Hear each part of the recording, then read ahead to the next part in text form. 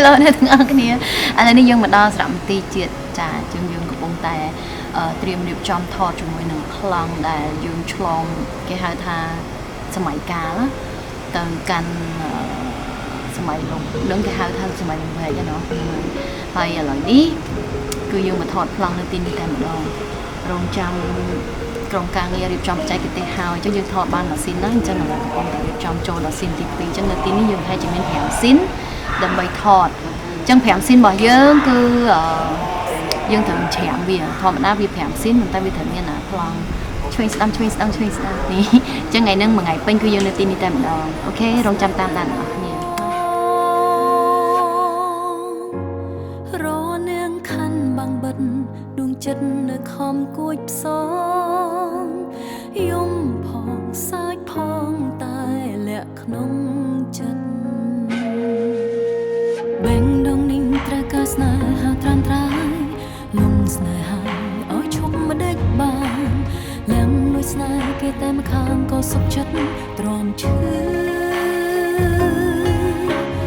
កាយវិការមិនស្ដីប្រំសារភាពត្រង់តែខ្សែភ្នែកនេះមើលធ្លុះបេះដូងបញ្ជាក់ថាស្ម័គ្រស្មងគ្មានថ្ងៃកែប្រែតែព្រមលិខិតមកបំបាយបំបាស្នេហ៍ខ្ញុំសំបានទេសូមរំលែកស្នេហានេះទោះមានជួបភ្លៀងក៏រំតែមកកាត់ផ្ដាច់ក៏នៅស៊ូបដូរ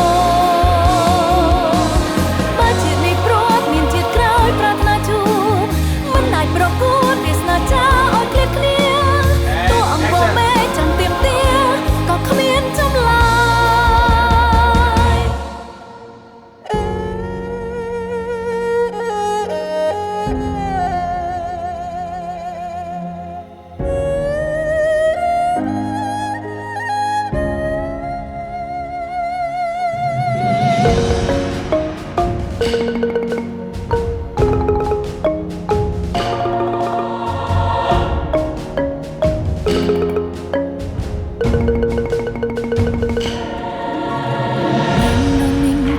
ស្នេហាត្រាំត្រាយ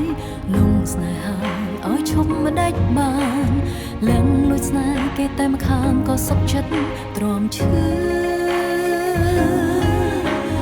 កាយវិការមិនស្ដីប្រាប់សារភាពត្រង់តែខ្សែភ្នែកនេះមើលធ្លុះបេះដូង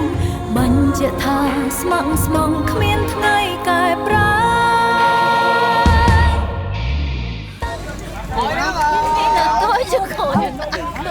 các bạn đã thôiអ្នកទាំងអស់គ្នានៅក្នុងនេះអត់មានទឹកទេ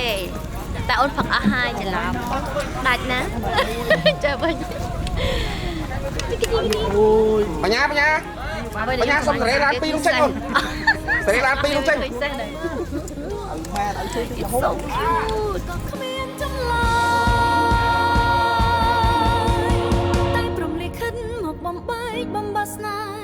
ខ្ញុំសំបានទេសូមរំលែកស្នេហានេះទោះមានជួបភ្លៀងក៏រំទះមកកាត់ផ្ដាច់ក៏នៅស៊ូ